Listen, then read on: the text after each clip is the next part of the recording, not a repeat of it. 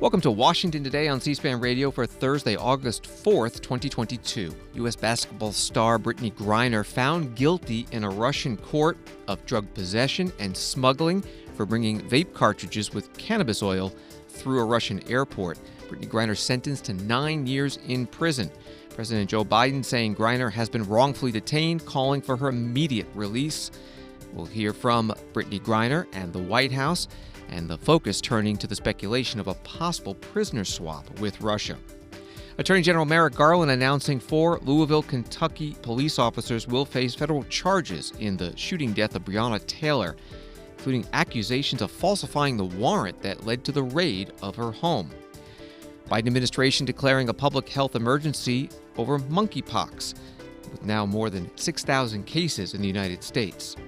China stepping up its military protest of U.S. House Speaker Nancy Pelosi's just concluded visit to Taiwan, and the White House announcing U.S. military presence actions in response.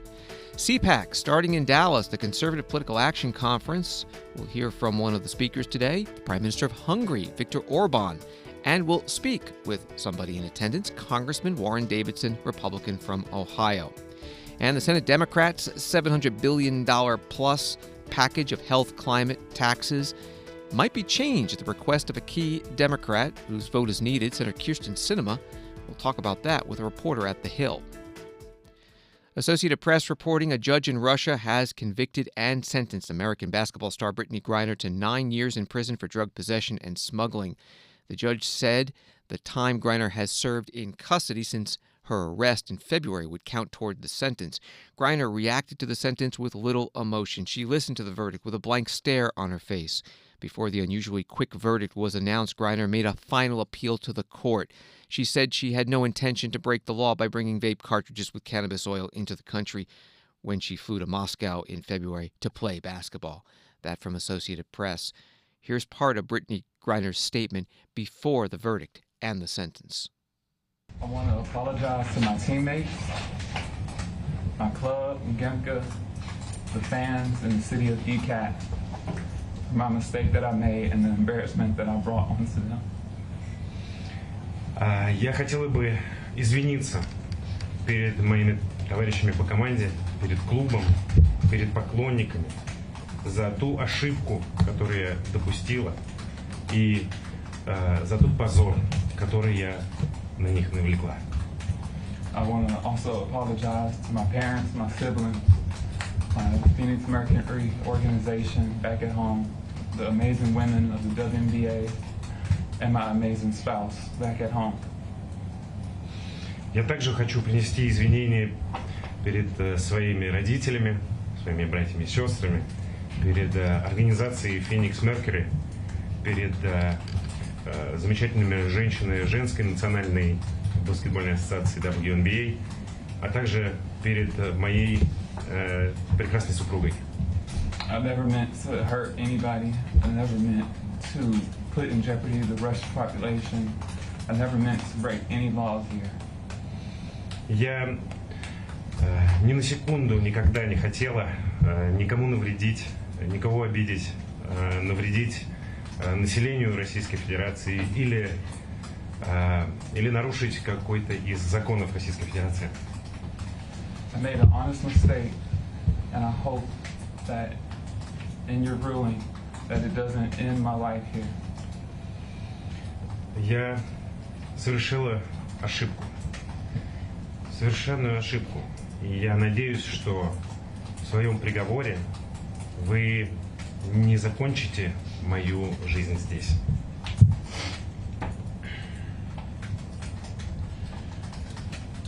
I know everybody keeps talking about political pawn and politics, but I hope that that is far from this courtroom. Brittney Griner in a cage in the courtroom in Russia, as is customary in that country, shortly before the judge sentenced her to 9 years in prison. The prosecutors asked for 9.5. She faced a maximum of 10. Also, she is fined 1 million rubles, about 16,000 U.S. dollars, for drug possession and smuggling. CNN writes the judge said the court took into account Griner's partial admission of guilt, remorse for the deed, state of health, and charitable activities. President Joe Biden issuing a statement reading today, American citizen Brittney Griner received a prison sentence that is one more reminder of what the world already knew. Russia is wrongfully detaining Brittney. It's unacceptable, and I call on Russia to release her immediately so she can be with her wife, loved ones, friends, and teammates. My administration will continue to work tirelessly and pursue every possible avenue to bring Brittney and Paul Whelan home safely as soon as possible. After the sentence outside the courthouse in Russia, the U.S. Embassy charge d'affaires Elizabeth Rood speaking with reporters. This is a miscarriage of justice. The U.S. Department of State has determined that Ms. Griner was wrongfully detained. Nothing in today's decision changes that determination. Together with consular officers from the U.S. Embassy here in Moscow, I attended every session of Ms. Griner's trial. We will continue to be closely engaged in this case. We will remain in frequent contact with Ms. Griner and with her legal team. Secretary of State Blinken, President Biden's national security team, and the entire American government remain committed to bringing Ms. Griner home safely to her family, friends, and loved ones. And I, as charge d'affaires of the U.S. Embassy in Moscow, will also do my best to bring her home safely.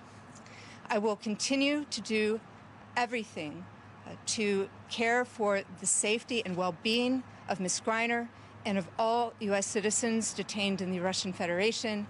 We have no higher priority.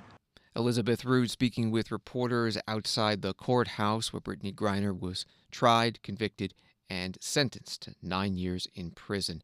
There has been speculation of a possible prisoner exchange between Russia and the U.S. For the U.S., Brittney Griner and also Paul Whelan serving a prison sentence in Russia on espionage charges.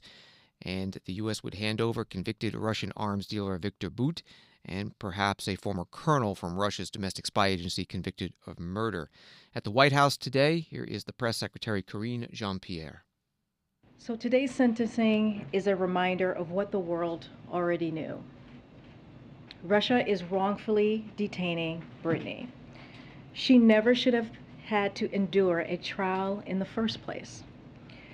We have repeatedly called for Russia to release her immediately so she can be with her wife, loved ones, friends, and teammates.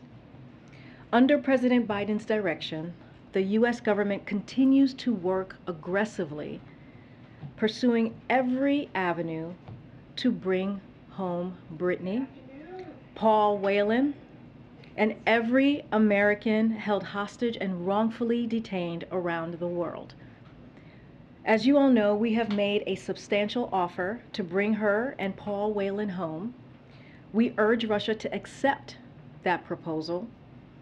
I'm not able to share more publicly at this time, but we are willing to take every step necessary to bring home our people as we demonstrated with Trevor Reed. And that's what we're going to do here. I can assure you, this is something the President and our national security team are focused on every single day. The President receives regular updates about the status of our negotiations to secure Brittney's release, as well as the release of Paul Whelan and other U.S. nationals who are wrongfully detained or held hostage in Russia and around the world. So we will continue, we'll continue to focus on getting our U.S. nationals home. The White House Press Secretary Karine Jean-Pierre in the White House briefing room with reporters. Brittney Griner's legal team saying that they will file an appeal to the 9-year sentence, posting on the Telegram messaging app. The court completely ignored all the evidence of the defense and, most importantly, the guilty plea. From the Louisville Courier-Journal in Kentucky, the FBI has arrested the former Louisville Metro Police detective who was fired for lying on the search warrant that led to the deadly 2020 raid at Breonna Taylor's apartment, as well as 3 officers, including the only officer to face state charges in connection with Taylor's fatal shooting. Joshua James was taken into custody Thursday morning by the FBI. U.S. Attorney General Merrick Garland announced that Jane's ex-officer Brett Hankison, Sergeant Kyle Meany, and Officer Kelly Hannah Goodlett are the 4 defendants facing new federal charges in connection with the investigation that led to the March 13, 2020 death of Taylor, a 26-year-old black woman and emergency room technician whose name was a rallying cry for protesters around the country during 2020 demonstrations against police brutality and systemic racism. That reporting from the Louisville Courier-Journal. Attorney General Garland speaking today from the Justice Department in Washington. I'm going to begin today by discussing the civil rights offenses that stem from the falsification of a search warrant. We allege that these offenses resulted in Ms. Taylor's death. These charges focus on the conduct of the Louisville Metro Police Department's Place-Based Investigations Unit. In the first indictment filed today, we allege that in early 2020, that unit was investigating suspected drug trafficking in the West End of Louisville. On March 12, 2020, officers from that unit sought 5 search warrants they claimed were related to the suspected drug trafficking. 4 of those warrants targeted properties in the West End where that activity was allegedly occurring. A 5th search warrant was for Breonna Taylor's home, which was approximately 10 miles away from the West End. The federal charges announced today allege that members of the Place-Based Investigations Unit falsified the affidavit used to obtain the search warrant of Ms. Taylor's home, that this act violated federal civil rights laws, and that those violations resulted in Ms. Taylor's death. Specifically, we allege that Ms. Taylor's Fourth Amendment rights were violated when defendants Joshua Janes, Kyle Meany, and Kelly Goodlett sought a warrant to search Ms. Taylor's home knowing that the officers lacked probable cause for the search. We allege that the defendants knew the affidavit in support of that warrant contained false and misleading information and that it omitted material information. Among other things, the affidavit falsely claimed that officers had verified that the target of the alleged drug trafficking operation had received packages at Ms. Taylor's address. In fact, defendants Janes and Goodlett knew that was not true. We further allege that defendants Janes and Meany knew the search warrant would be carried out by armed LMPD officers and that conducting that search could create a dangerous situation for anyone who happened to be in Ms. Taylor's home. As outlined in the charging documents, the officers who ultimately carried out the search at Ms. Taylor's apartment were not involved in the drafting of the warrant and were unaware of the false and misleading statements it contained. Attorney General Merrick Garland speaking in Washington at the Justice Department. He also said that there are new federal charges against the defendants alleging obstruction of the investigation, and also defendant Brett Hankison charged with using unconstitutionally excessive force during the raid on Ms. Taylor's home after firing 10 shots that went into an occupied neighboring apartment, coming close but not hitting anybody. Hankison was acquitted by a jury earlier this year on state charges of wanton endangerment related to those shots fired into the apartment. In Louisville today, a news conference with the family of Breonna Taylor, also civil rights lawyers and activists.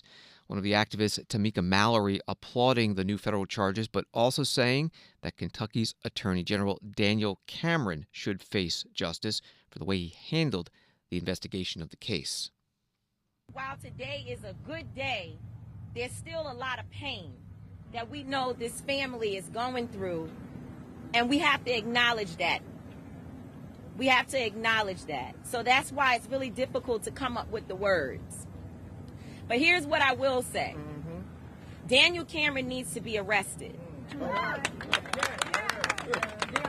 He needs to be arrested because he is a liar and he is an obstructionist.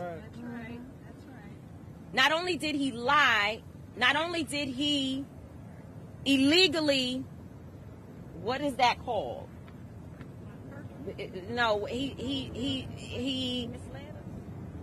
handled the investigation illegally, a botched investigation, but he also damaged the lives of jurors who saw the need to come forward to say that everything that was being presented was a lie, that they had never, ever been charged with going back and making a decision on the officers for killing Breonna Taylor. They had never been given that charge, and that's what it's called. You're supposed to give the charge. Yeah. They had never been given that charge. Those individuals who came forward, we want to say thank you to them for their bravery today, because they also are not crazy. This proves that they were a part of kangaroo court, and therefore the person responsible and everybody involved needs to be arrested for what they did to this family, and this community. That's our position. Arrest Daniel Cameron next. Activist Tamika Mallory at a news conference in Louisville, Kentucky today. More from the Louisville Courier-Journal article. Daniel Cameron, Kentucky's Republican Attorney General, drew the ire of protesters and Taylor's family in 2020 after he announced that only Hankinson and no other LMPD personnel would face state charges related to the case.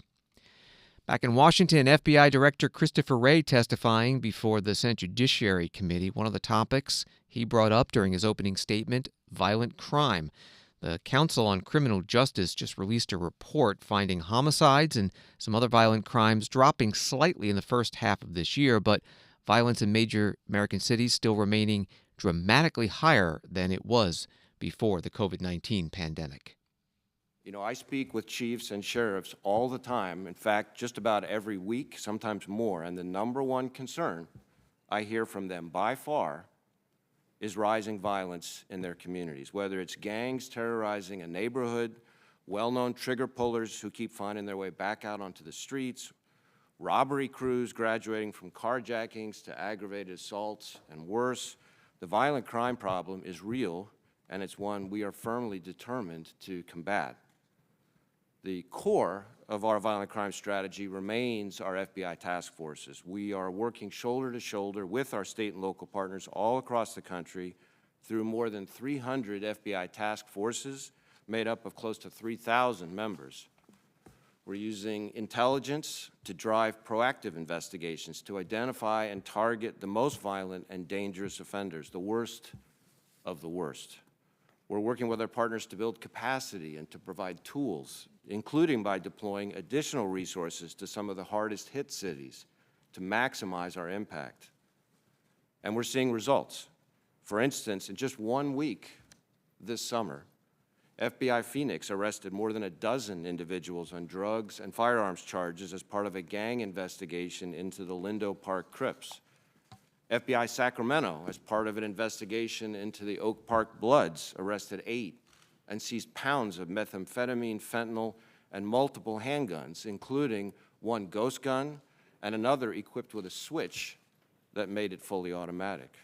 And FBI San Antonio arrested 18 suspected drug traffickers with cartel ties, charging them with trafficking large quantities of methamphetamine. That is just 3 FBI field offices in a single week. If you step back and look at all of last fiscal year, FBI task forces focused on violent crime made more than 17,000 arrests, seized more than 8,000 firearms, and dismantled nearly 300 gangs and criminal enterprises across the country, and we are not going to let up. FBI Director Christopher Wray, part of his opening statement today before the Senate Judiciary Committee on Capitol Hill. The topic of the hearing was FBI oversight, covering many topics. Here is Senator Mike Lee, Republican from Utah, and Senator Amy Klobuchar, Democrat from Minnesota, questioning Director Wray about abortion and violence and threats of violence since the Supreme Court's overturning Roe v. Wade has thrown the issue back into the political arena. Starts with Senator Lee. Ever since the leaked draft of Justice Alito's opinion in the Dobbs case, we've seen a pattern in which pro-abortion activists have violently targeted over 82 churches and pregnancy centers, spray painting threatening messages and breaking windows and firebombing in some instances. This is occurring in addition to those who have been encouraging protests outside the homes of Supreme Court justices and otherwise threatening the type of things that can lead to violence and encouraging what could become violent behavior. The pro-abortion group, known as Jane's Revenge, is taking credit for many of the attacks on pregnancy centers and on churches across the country. These, of course, endanger a lot of people, including volunteers and employees, people who are just coming to worship or to seek health care of one sort or another. How many domestic terrorism investigations does the FBI currently have open under the category of abortion-related violent extremism?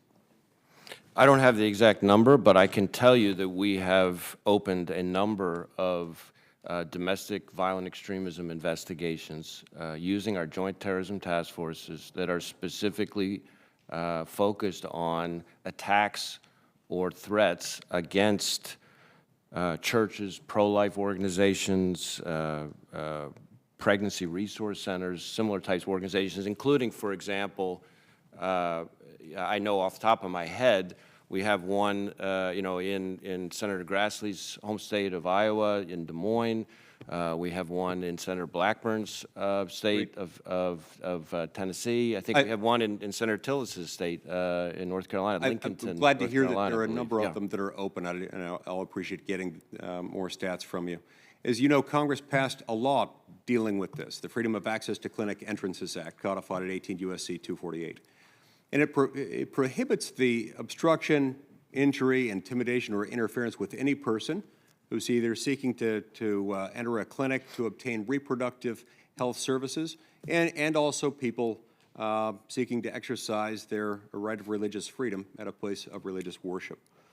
You have any idea how many investigations of pro-abortion activists have resulted in federal prosecutions under the Freedom of Access to Clinic Entrances Act? I don't have that number. Okay, I'd appreciate it if you could get that to me as well. Look, considering the large number of churches and abortion centers that have been firebombed and otherwise attacked, has a tag threat been created for investigations associated with those attacks? I'm sure that we have threat tags related to this. I don't know what the threat tags are. I will say this: we put out when the opinion first leaked, we put out a directive to all of our field offices to be looking actively for potential threats of the very sort you're talking about. And I want to be crystal clear on this. From our perspective, I don't care what side of the issue you're on. I don't care who you're upset with or what you're upset about on an abortion or anything else. You don't get to use violence or threats of violence to act on it. And we're going to go after that conduct aggressively. And I feel very strongly about that, and I've communicated that very strongly to all of our field offices and our workforce. Thank you. Senator Mike Lee with FBI Director Christopher Wray. Thank you, Senator Lee. Senator Klobuchar.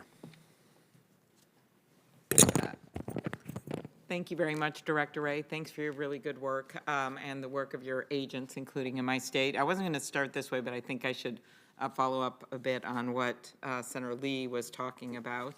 That is that last month, Senator Durbin held a hearing, and Dr. Colleen McNicholas gave powerful testimony to the committee about how her fellow doctors and clinic workers have been killed for helping women get the care they need. Last year, attacks targeting abortion clinic staff and patients increased 128% over the previous year, including a 600% increase in stalking. Since actually the leak of the Supreme Court opinion in Dobbs, we have seen violent threats, as noted on both sides of the debate, but a Molotov cocktail was thrown through the window of a crisis pregnancy center in Nashville, arson at a Wyoming abortion clinic. I know that you have condemned violence, but could you talk a bit about what you're seeing in terms of the clinics themselves receiving threats? Well, historically, we have, as you know, Senator, seen attacks against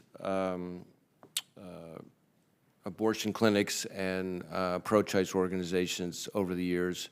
I think what has happened since the Dobbs opinion leaked is a general intensification of violence across the issue, but we have seen a notable uptick in violence, which we had not seen as much of before, directed at the kinds of organizations and facilities that Senator Lee mentioned. But there's absolutely the kind that you mentioned as well, and I think this is part of a larger phenomenon that we are experiencing in this country right now, which is, I understand that passions run high, especially on an issue like abortion, but there are just way too many people who seem to think that that justifies engaging in violence and destruction of property and threats of violence. You mentioned Molotov cocktails.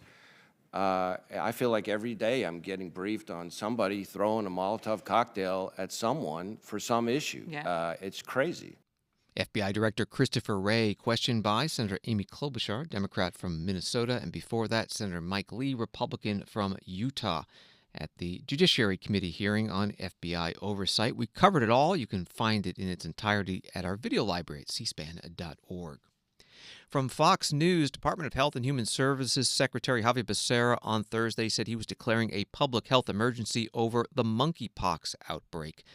The monkeypox has infected more than 6,600 Americans.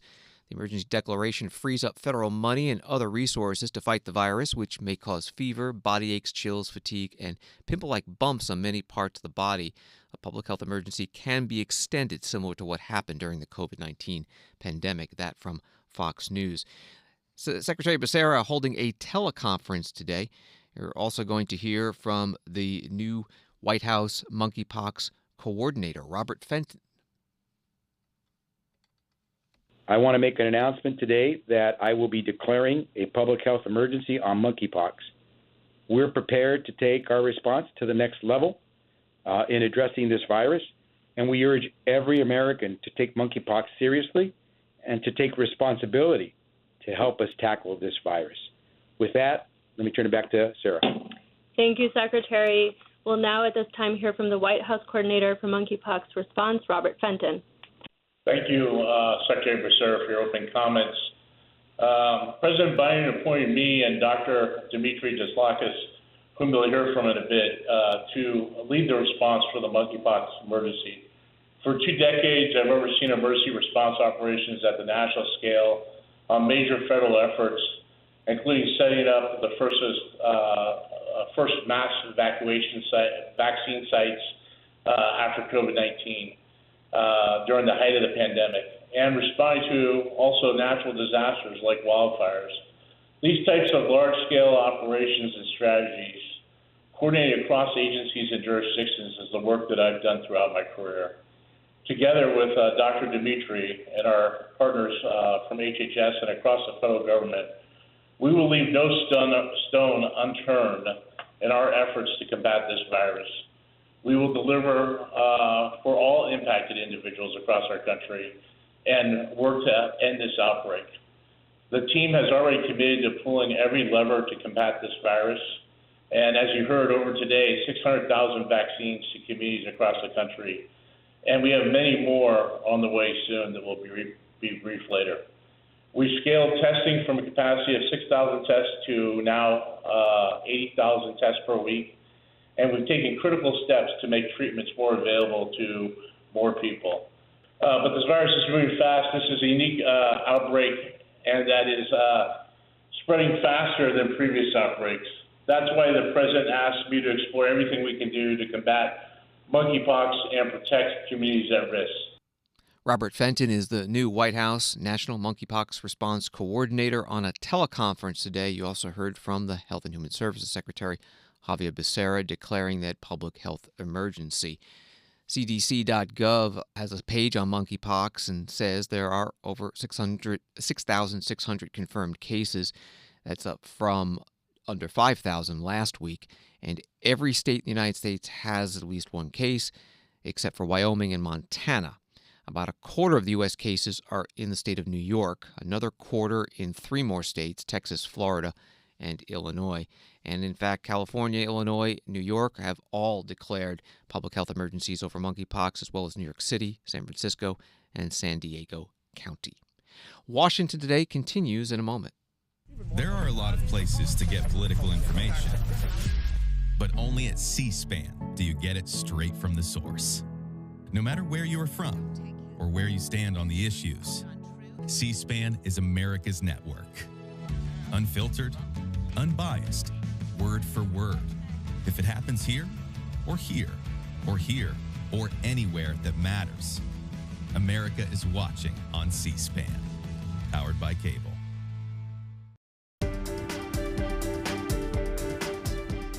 Welcome back to Washington Today, which you can get as a podcast on the free C-SPAN Now mobile video app and wherever you get your podcasts.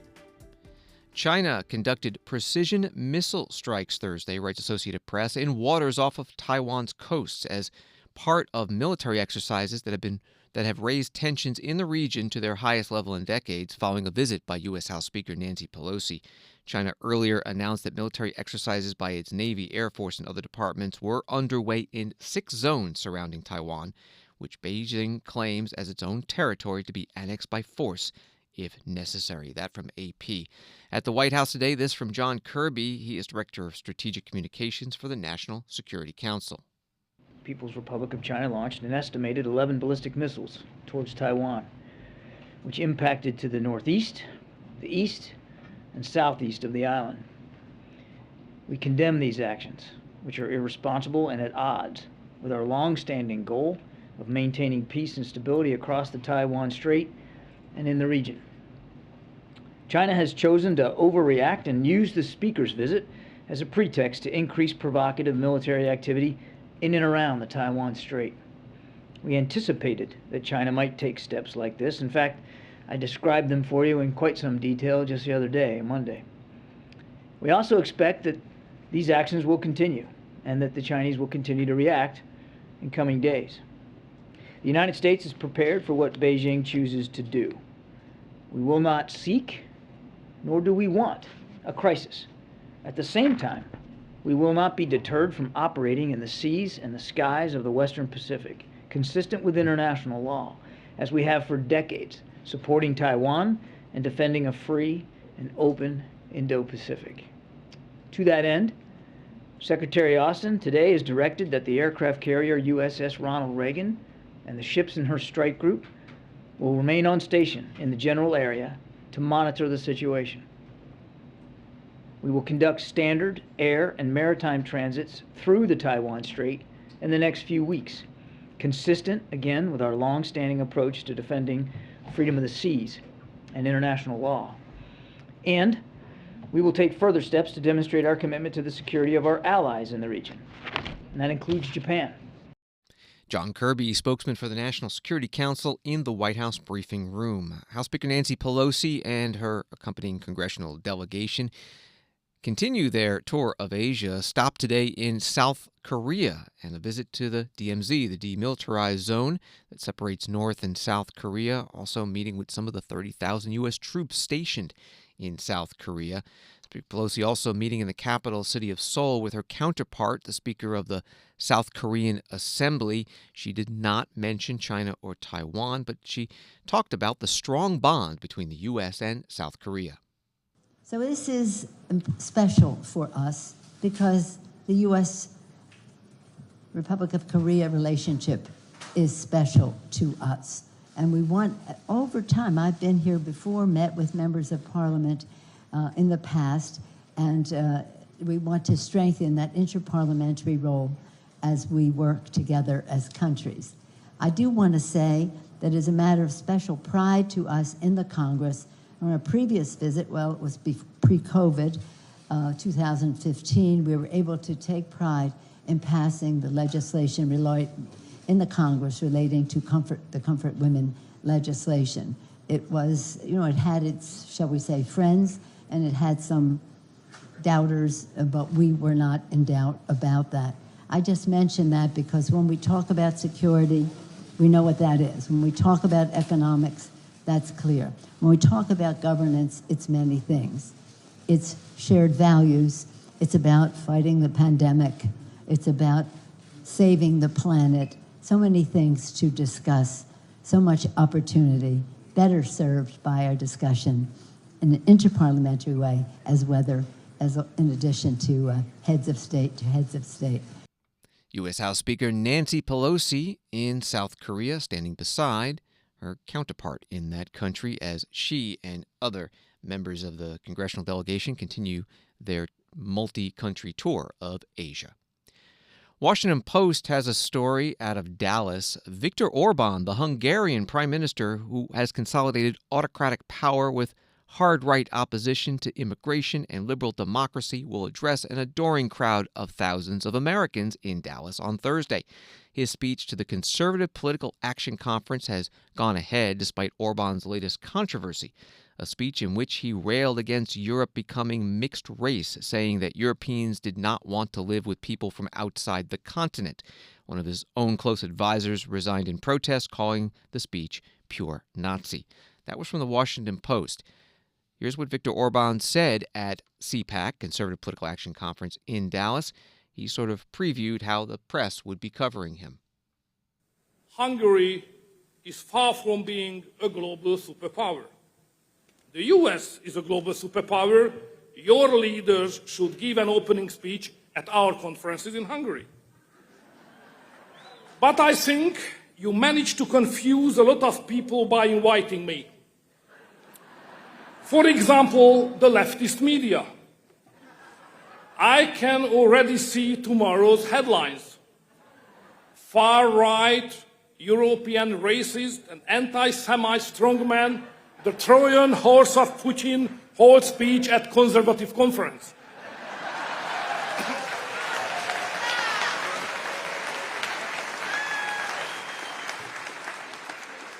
But I don't want to give them any ideas.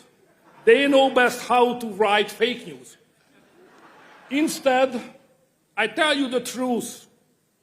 In Hungary, we introduced a zero-tolerance policy on racism and anti-Semitism, so accusing us is fake news, and those who make these claims are simply idiots. They are the industrial fake news corporation. Progressive NGOs are probably confused as well. They are already busy writing their so-called research papers to inform Americans how I destroyed Hungarian democracy. According to their research, I managed to ruin Hungary's democracy in 2011. And then they say, I ruined it again in 2012. And then in 2013, and 14, and 15, and so on, each and every year. But how did I manage to destroy something that was already ruined? To answer to this question, you have to be a rabid liberal. Viktor Orban, Prime Minister of Hungary. CPAC, the Conservative Political Action Conference, meeting in Dallas, Texas. Congressman Warren Davidson, Republican from Ohio, is at the conference, joining us now by phone. Thank you so much. What type of issues have come up today? Well, I'm just arriving in town. The theme of the conference is pretty straightforward: fire Pelosi and save America. The path to getting back on the right track for the country begins with changing control of the House of Representatives, and hopefully we can build the momentum to get back on offense. What specific issues are you looking to highlight as Republicans head into the midterm elections? Well, for me, I just introduced a bill called Stop the Cartels Act, which focuses on the fact that the cartels have benefited more than anyone else out of Biden's broken border policy. So, we have a problem with immigration. We have a problem with border security. The border security problem is totally man-made. Joe Biden broke the policies that were working to secure the border. The New York Times just about a week ago published a story that highlighted the cartels were making about $500 million a year when Trump was president. Now they're making around $13 billion. So that's a 26-fold increase in revenue for the cartels. So they're exploiting the border to smuggle people over, some for labor, some for sex. They're charging massive fees for it. And, of course, they're also smuggling over drugs, not just drugs, but poison drugs with fentanyl. And it's wrecking every community in our country. When it comes to the economy, we just found out from the Senate Majority Leader Chuck Schumer that the Senate is going to start work on the latest version of the budget reconciliation bill on Saturday. $700 billion. There's health provisions and climate and tax provisions. What's your view when it comes over to the House if it passes the Senate? Well, I hope it doesn't have a path through the Senate, and frankly, coming through the House. They've long had votes for. I mean, all the Democrats voted for $5 trillion in spending. So the only reason some of them won't vote for this is because it doesn't spend enough. So it could continue to get more and more expensive as it works its way through Congress. So that there is a problem with the bill. There's a problem with the CBO score. One of the bills I introduced called CBO Show Your Work Act would require the Congressional Budget Office to publish their work so that it can be independently fact-checked when they say, oh, it's going to save this much money. They are the same people that said that the federal takeover of student loans would save us $67 billion. And the reality is it's on a path to cost us over $400 billion. So nearly $500 billion off the mark, and no accountability for these people. So we have to get them to show their work. That's another bill that would really make a difference. We're talking with Congressman Warren Davidson at CPAC, the meeting in Dallas, Texas. Former President Donald Trump will be speaking this weekend. Will you be attending his speech? I plan to. I speak on a panel just before he speaks, and so should be in a good position to hear what he has to say. And what would you like to hear from him? Well, I'd love to hear him talking about, a path forward, and of course he's going to talk about election integrity, and he should.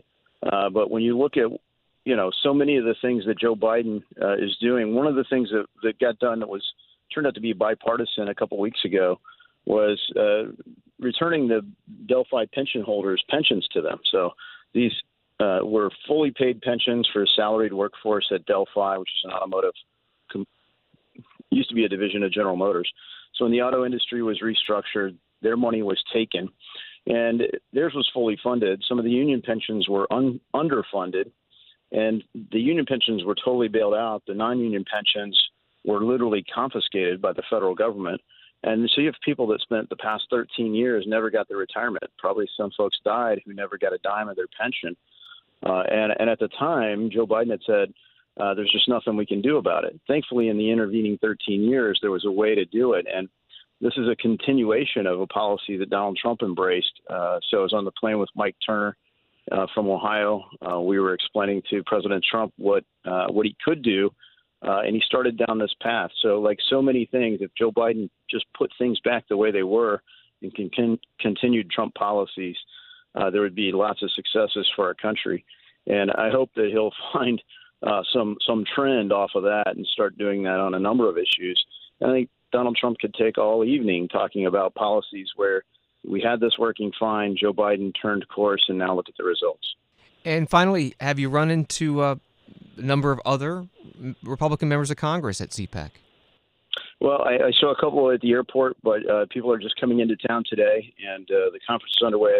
A great list of speakers. I think they highlight their agenda at cpac.org. And, I'm honored to be included as part of that and have a couple of events that aren't necessarily on the schedule, meeting with other conservatives while we're down here for the next couple days. Congressman Warren Davidson joining us from Dallas, Texas. Thank you very much. Thank you. The Senate Majority Leader Chuck Schumer, Democrat from New York, announcing on the Senate floor today that the Senate will likely start the process of bringing up the Democrats' $739 billion spending package. Portions on health care and clean energy. There's tax provisions. They're calling it the Inflation Reduction Act. It was originally known as a Build Back Better bill. It's being done under the budget reconciliation process, many names. They're going to start that process on Saturday. The Majority Leader. Madam President, for the information of senators, the Senate will next convene on Saturday at noon. The next vote will be at 12:30 p.m. on Saturday on a motion to discharge a nomination. We expect to vote on the motion to proceed to the reconciliation legislation on Saturday afternoon. Could take a couple of days of debate, many amendments before a final passage vote. One Democratic senator, Kyrsten Sinema of Arizona, may hold the key to whether the bill gets through, since all 50 Senate Democratic caucus members need to support it for it to pass. If all 50 Republicans vote no, then Vice President Kamala Harris, President of the Senate, can break the tie. And Senator Sinema looking for some changes. We'll talk about that in a couple of minutes. But first, President Biden today discussing this bill with business and labor leaders. He joined them virtually since he's still isolating as he recovers from COVID-19. I'm here with leaders from some of America's largest companies and labor organizations. Kaiser Permanente, General Motors, Cummins, Carrier, American, the United Auto Workers, AFL-CIO. They're all here because they believe that the Inflation Reduction Act meets the needs of working families now and what our economy needs now for stronger, sustained economic growth in the years ahead. Let me tell you a few things about what this bill does. First, it will lower healthcare costs for millions of Americans who buy coverage from the Affordable Care Act, locking in the healthcare premiums that save 13 million people an average of $800 a year. This comes on top of the news that we have the lowest percentage of Americans who are uninsured than ever before in our history. Thanks to the Affordable Care Act, as well as the American Rescue Plan that I signed into law last year, that saved families an average of $2,400 in premiums. $2,400 in premiums. The Inflation Reduction Act is also going to deliver on the promise Washington has made for years. Give Medicare the power to negotiate prescription drug prices. This bill will save the American people and Medicare hundreds of billions of dollars. It's going to cap the amount of money seniors pay for prescription drugs at $2,000 a year, period. Whether it's for cancer, for other diseases, and the treatments they need, maximum $2,000 a year. That's a godsend for so many families. Second, we're going to invest $369 billion to address the climate crisis and bring down family energy bills by an average of $500 a year. We're going to do this by providing working families rebates to buy new and efficient appliances, weatherize their homes, and tax credits for everything from heat pumps to rooftop solar to wind energy. President Biden in a virtual meeting with business and labor leaders.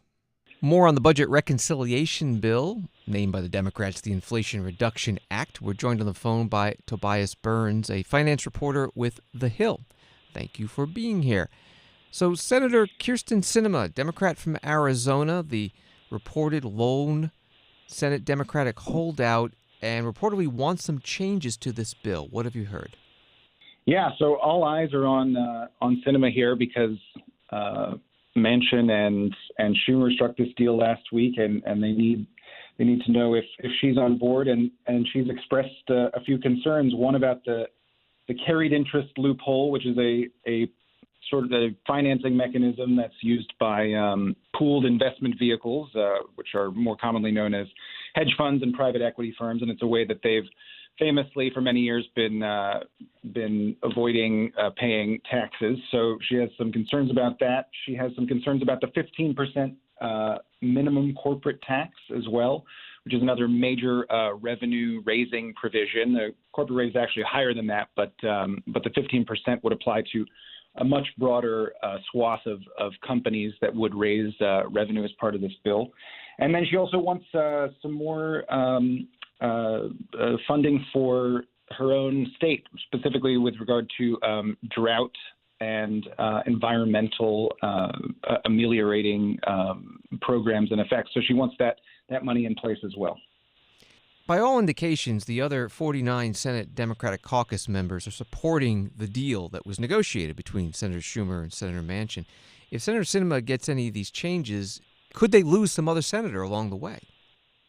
Yeah, potentially. There are, there's so much in this bill, and it has been in the works for so long and had so many different iterations. Most famously as the Build Back Better Act, which was advanced last year and famously scuttled by Joe Manchin in the 11th hour. And because it includes so much, various provisions, specifically on the financial side, with credits for electric vehicles, for one thing, which are very important in the state of Michigan, where the automotive industry is. So sussing out exactly what those look like for those constituencies for Michigan senators like Stamina, there are all kinds of things in here that could potentially lose Democratic senators that really need that every single vote for this to pass. So you're right to point that out. We're talking with Tobias Burns from The Hill. You wrote an article that looked at what you called the slimmed-down version of the Build Back Better Act that's being considered. You write that it leaves out most of President Biden's proposals to pull in greater government revenues from rich taxpayers. What was left out? Well, there have been so many different talking points. I mean, this is really one of the rallying cries going all the way back to the Biden campaign. Is doing something that has a lot of public opinion and popular support behind it, which is basically, according to many different polls, not just one or two selected ones, but a wide variety of all of the major polling agencies. There is a lot of popular support for increasing taxes on wealthy taxpayers and on corporations. And the Biden administration has floated, both in its budget proposals and in other vehicles, a lot of ideas for this. There was a billionaire tax at one point. There was a net investment income tax increase, making that apply to more businesses. There's capital gains taxes increase. A lot of talking points have come out of the administration about these things because they're quite popular. And while this does, increased corporate taxes by a certain metric, including more companies in the 15% corporate minimum tax rate, the vast majority of those proposals are not here and have evaporated in the course of the legislative process. Tobias Burns is a finance reporter with The Hill. Find his stories at thehill.com, and on Twitter, he's TobyBurns1. Thank you very much. Thanks for having me. Great to be a guest on C-SPAN. There was a vote today in the Senate related to climate and energy. C-SPAN's Capitol Hill producer Craig Kaplan tweeting, 50-47, Senate votes to repeal the Biden administration's rule on the federal environmental review permitting process for infrastructure projects. Senator Manchin, Democrat from West Virginia, joined all Republicans in voting yes. The joint resolution by Alaska Republican Senator Dan Sullivan now heads to the House. On Wall Street, the Dow down 85, NASDAQ up 52, S&P down 3. The Labor Department says applications for unemployment insurance benefits were up a bit last week by 6,000 to 260,000. Overall, unemployment insurance claims are remaining near pre-COVID pandemic lows, but they have risen to the highest level since November as the job market has slowed down. Thanks for being with us on Washington Today. Subscribe to C-SPAN's evening newsletter word for word to get Washington's top stories sent to you every day. You can sign up at c-span.org/connect. Have a good night.